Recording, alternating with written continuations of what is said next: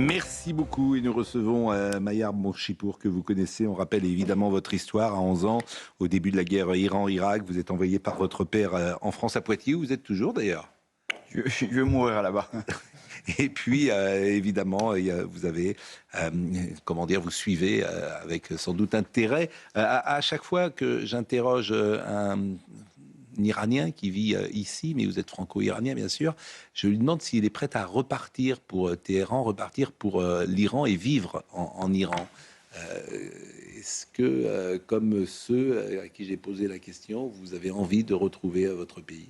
Alors, je ne mentirai pas, je me sens profondément français. J'ai étudié jusqu'à l'âge de 10 ans, jusqu'à la 6e en Iran, mais je me sens profondément français, et je suis francophile. Je serais heureux d'aider ce pays à se développer dans une démocratie, par exemple dans la partie sportive, pour organiser le ministère des Sports. Mais mon pays est le pays de ma fille. Ma fille, elle est née ici, et donc je resterai à jamais sur le sol français. Je voulais vous montrer une image qui a dû vous émouvoir lors de leur premier match de la Coupe d'Asie féminine de l'AFC en Australie. Les joueuses prenantes Vincent Hervouet, c'est Melania Trump, qui est présidente hier inédite d'un conseil de sécurité bondé. Elle a plaidé la cause des enfants victimes de guerre à travers le monde. Et vous allez voir Melania Trump qui arrive et c'est elle qui mène ce conseil de sécurité. Est-ce que ça... Oui, c'est une première, c'est pourquoi je... Non, c'est une première aux États-Unis, mais c'est une première absolue. Oui. J'ai pas connaissance d'une... Bon, d'abord, le statut de première dame existe aux États-Unis et pas ailleurs. Pas ailleurs à ma connaissance. En tout cas, certainement pas en France, par exemple. On parle abusivement de la première dame. Bon. Donc, mais il y a, alors qu'aux États-Unis, il y a une administration qui lui est attachée et un statut qui est défini. Mais c'est la première fois qu'elle prend ainsi la place d'un... En général, l'ambassadeur peut être remplacé par un de ses adjoints, mais on n'a jamais vu, ou par un ministre à l'occasion, ou par le président, c'est déjà arrivé, dans l'enceinte du Conseil de sécurité, mais c'est la première fois qu'une première dame le fait. Charlotte Dornelas, vous vouliez réagir ? Ah non, c'était mon voisin. Le général Clermont, pardonnez-moi parce qu'on me parlait en même temps. On est habitué en même temps à ce que Trump mette toute sa famille, son gendre, ses fils, sa femme, toute la tribu a été élue en même temps. Je vous lis une dépêche qui vient d'arriver à l'instant et elles sont en direct, toutes ces dépêches. L'armée libanaise se retire de position dans la zone frontalière du sud face à l'escalade d'Israël. L'armée libanaise a retiré des militaires qui se trouvaient dans plusieurs points du sud Liban, près de la frontière avec Israël, à la suite de l'escalade de l'armée israélienne, a indiqué une source militaire à l'AFP. L'armée a redéployé ses forces dans plusieurs points où elle s'était récemment positionnée dans le sud, a précisé cette source, ajoutant que la décision avait été prise pour préserver la sécurité des militaires. Le ministre israélien de la Défense, Israël Katz, a annoncé mardi avoir autorisé l'armée à prendre le contrôle de nouvelles positions du Liban. Ben, je vais être infect, mais parfois on se demande à quoi sert l'armée libanaise, si ce n'est à faire élire un général Aoun à la tête du pays. Si vous voulez, s'ils ne sont pas capables de désarmer le Hezbollah et face à une intrusion étrangère se replient aussitôt, on se demande vraiment à quoi servent ces pauvres militaires libanais. Alors, cela dit, sur le Liban, la décision, c'est vrai que ça avait déjà été annoncé, mais la décision d'abord du président du Liban, alors ça n'engage que lui-même, mais aussi du gouvernement libanais qui a suivi de vouloir maintenant désarmer totalement le Hezbollah. Je suis d'accord que ça n'a pas été fait dans le passé, mais j'ai regardé par exemple l'Orient le jour, j'ai regardé un certain nombre de choses, et c'est considéré quand même comme un tournant par les Libanais. Et c'est aussi considéré comme un tournant par les Israéliens.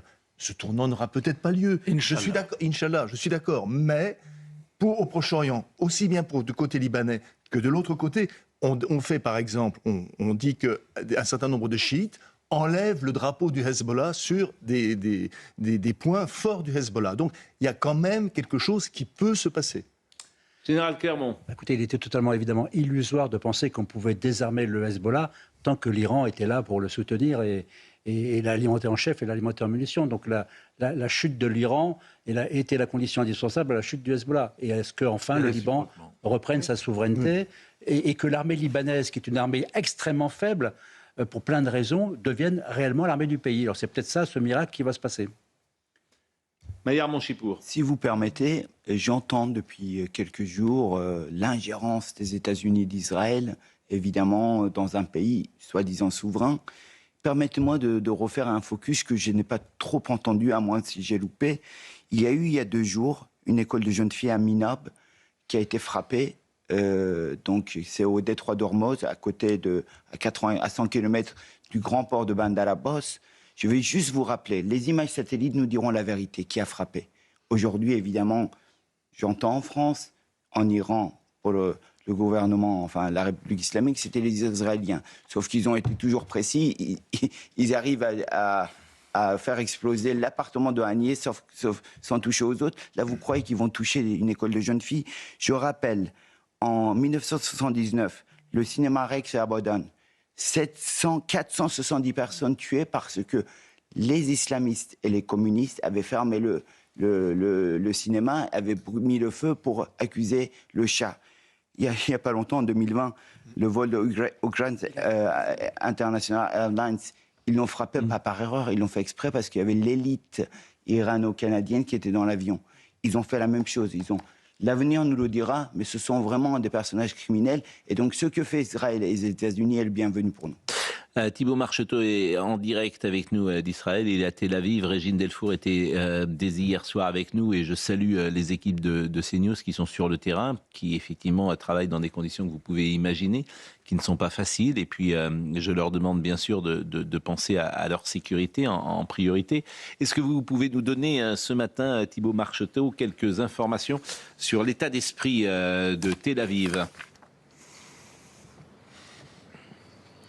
Écoutez Pascal, ce que je peux vous dire ici à Tel Aviv, c'est que la population, elle reste combattante. Elle est en proie évidemment à ces alertes incessantes depuis le début de cette guerre. Encore cette nuit, eh bien, les alertes ont sonné autour de 1h30 du matin. On peut imaginer aussi le traumatisme pour la population qui ne dort pas, qui ne fait pas une nuit entière depuis le début de cette guerre. Elle est à chaque fois réveillée par ces alertes extrêmement qui génèrent extrêmement de tension. On sait que d'ailleurs les secours prennent en charge des gens qui souffrent d'anxiété. Vers 1h30 donc, des missiles balistiques venant d'Iran ont visé le territoire d'Israël. Ils ont été interceptés. Et puis il y a cette deuxième menace qui est apparue hier dans la nuit avec le Hezbollah et donc qui a frappé le territoire d'Israël avec des drones qui eux aussi ont été interceptés. Cette nuit également des drones et des roquettes ont été tirées par le Hezbollah dans le sud du Liban qui visaient des villes du nord du pays. On sait que des réservistes ont été placés au nord d'Israël et que Israël a mené d'ailleurs des attaques. On peut vous le dire, on le constate avec Fabrice Elsner, depuis que nous sommes arrivés, il y a beaucoup d'activités dans le ciel ici au-dessus de Tel Aviv, mais même partout en Israël. Ce matin encore, nous avons vu un ravitailleur de l'US Air Force, preuve que l'armée israélienne et l'armée américaine continuent leurs opérations en Iran, mais également au Liban, avec notamment des frappes ciblées de rampes de lancement de roquettes pour ne pas qu'il y ait de déplacement de population ici en Israël, mais aussi pour neutraliser évidemment les commandants du Hezbollah qui se trouvent à Beyrouth. On sait que le siège du renseignement du Hezbollah a également été ciblé par l'armée israélienne. Voilà donc cette pression qui continue ici en Israël. On va vous montrer avec Fabrice une image qui montre comment ça se passe ici dans ce pays en Israël. Normalement, ce boulevard, il est très très emprunté par des gens qui vont au travail. Ici, il y a des consignes de sécurité très strictes. On doit rester à proximité d'un abri. Impossible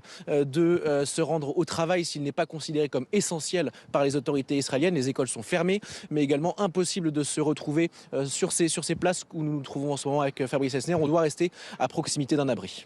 Merci beaucoup Thibault et faites attention à vous bien évidemment, et ce qui nous permet de saluer tous nos amis en Israël qui nous écoutent. Ils sont nombreux, tous et les ressortissants français également. Il y a beaucoup de Français qui vivent en Israël et qui écoutent CNews, donc on les salue. Et on est de tout cœur avec eux dans ces périodes d'incertitude et d'inquiétude. Fabrice Elsner, Thibault Marcheteau, Régine Delfour, je crois que Sacha Robin également est dans les équipes de CNews sur place. Donc on leur transmet évidemment toute notre amitié. On parlait de Melania Trump il y a un instant, Conseil de sécurité de l'ONU, présidente inédite de ce Conseil de sécurité. On va l'écouter peut-être, puisqu'elle a pris la parole. Je présente mes sincères condoléances aux familles qui ont perdu leur héros, qui ont sacrifié leur vie pour la liberté. Le courage et leur dévouement resteront à jamais gravés dans nos mémoires. Je souhaite de tout cœur un prompt et complet rétablissement à toutes les personnes blessées. Je pense à vous et je prie pour vous en ces moments difficiles.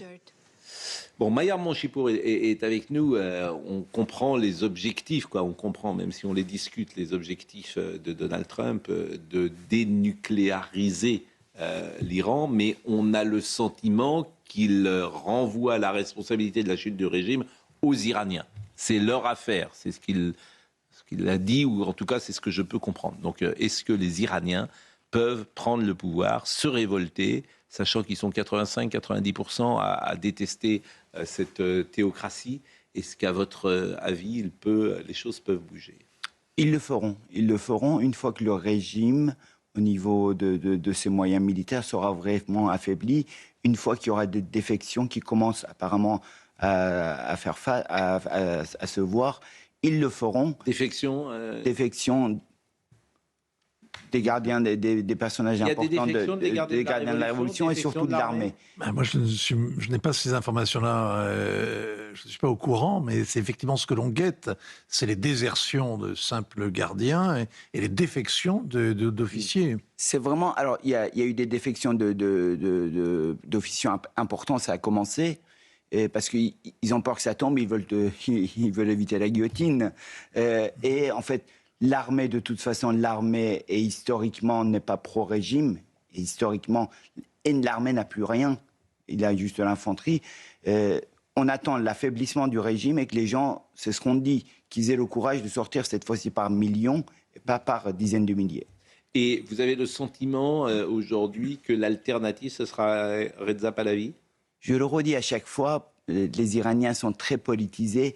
Je ne me permettrai jamais de parler à leur place. Mais effectivement, figure tutélaire, fédérateur, fédératrice, c'est quelqu'un qui pourra amener une transition et très vite, il le dit lui-même, ça ne peut pas être autrement, organiser des élections libres. Ce que veulent les Iraniens, ce que nous voulons à l'extérieur, nous qui avons goûté à la démocratie, c'est de vivre en démocratie. C'est très simple. Comment vous expliquez, la difficulté que vous avez, que j'ai vu souvent sur des plateaux, à expliquer cela aux journalistes français? Parce que vous parlez aux journalistes français, à peine avez-vous prononcé le mot de Reza Pahlavi que tout de suite ce sont des herses qui se lèvent.